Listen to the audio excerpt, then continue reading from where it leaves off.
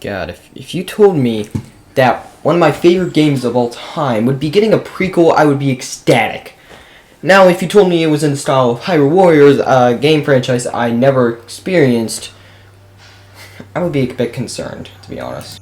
Now, let me explain for a minute here, alright? I never played a single Dynasty Warriors games, no Hyrule Warriors games I ever played, and I didn't know what to expect. For me, if I'm spending quite a bit of money for a game, I want to know that I'll like it. And as I was with Animal Crossing, I didn't know if I would like this game. And while yes, I played the demo, I really didn't know if the game itself was worth $60. Like, yeah, the game was good and all, but $60, man? I'm not sure if that's worth it. But one day, I saw it at a Best Buy for a bit of a discount. And so I thought, you know what? I can purchase this. If I don't like it, I can turn it into a video, ranting about it and warning others. Or if I like it, that's great. I can also make a video about it. And so, did I like it?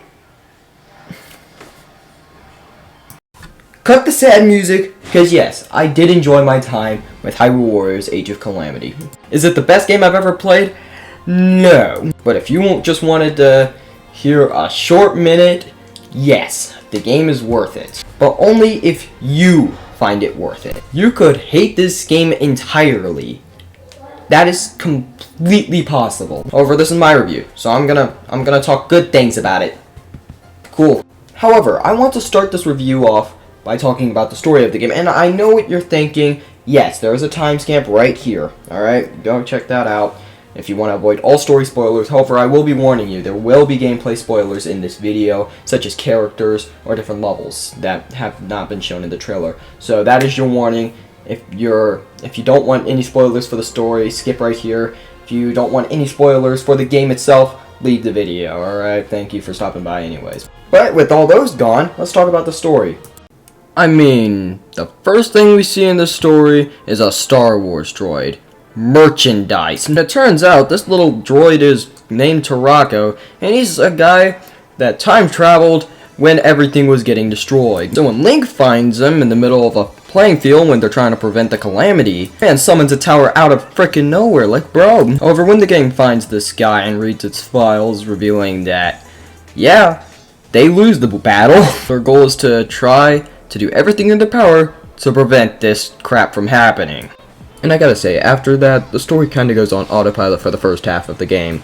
It honestly, for the first half, has a lot of filler content that really doesn't need to be there. For instance, Zelda has a moment where she goes from normal to I have crippling depression. But as soon as the calamity awakens, oh yeah, the story takes full frontal force. And then thanks to the droid, the future champions show up, a Yugi Master joins their side, and they have an Avengers Endgame finale. And then at the end of the game, they kill more humanoid Ganon, let's just say, and the droid dies. Although you can rebuild the droid if you complete enough missions. And while I will say the story is more advanced than Breath of the Wild, it's still, how do I explain this, kind of uninteresting? The first half of the story is honestly pretty boring, and it just feels like you're going from place to place most of the time.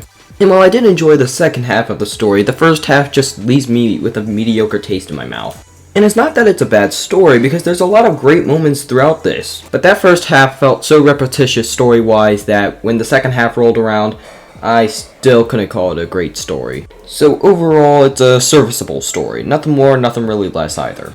Also, these were extremely boring. I probably slept through nearly half of them. But I didn't really buy this game for the story anyway. My main question was, would the gameplay actually be good? Yeah, kinda. The gameplay is honestly very simple. There's a ton of enemies. Knock them dead. Oh yeah, and take over enemy camps as well. Almost forgot about that. Anyways, that is my review of Age of Calamity. I hope you enjoyed it very much. You got your normal and you got your special attacks, as well as a unique action with the ZR button. You also have a nice little special attack, which will help your character and basically do a ton of damage. There's also bigger enemies that you try and knock out their little defense gauge before taking a straight up assault by attacking their weak point. But this is honestly a really interesting mechanic in this game that I would love to see in Breath of the Wild 2. And is that a Lionel? Oh my god, it is. Who said there would be Lionels in the game? This wasn't on the back of the box. I will say, however, when there's multiple of these locked enemies on screen and they're super powerful, that is a pain. But you also have different ways of attacking the enemy, like striking them down with lightning, fire, or ice, or healing your character when you're low on hearts. which I sadly never have because I'm too bad at the game. But on top of all of that, we also have Sheikah Slate abilities from Breath of the Wild, which act as they did previously. But even when the characters use the Sheikah Slate abilities, it never feels like another character. For instance, Link will chuck bombs like a chuck yeah, while someone like Impa will make a bomb tornado. And I really like that no character feels the same even if they're using the same techniques. In fact, let's talk about that. No character feels the same. Heck, even the same characters don't feel the same. Like Zelda near the beginning of the game where she's using the Sheikah Slate as her way of attacking, then uses her sealing power as a way of attack near the end of the game. Sidon is not going to feel like Mipha, and Mipha is not going to feel like Sidon. I love how each different character has its each different moveset. It makes all the difference. The Flurry Rush returns from Breath of the Wild, and at first you may not be able to get the hang of it, you will quick. Especially with all this game slowdown. I mean, you're going to try and fit all of this beautifully rendered and really good looking, and you're expecting the frame rate to not crash? Bro, I wish. But if you think the game's going to be easy, that's a lie. I died way more times than I expected, and way more times than I'm going to admit. I also noticed that while sometimes locked onto an enemy, the camera can cut up a bit too close, being more of an obscurance rather than help.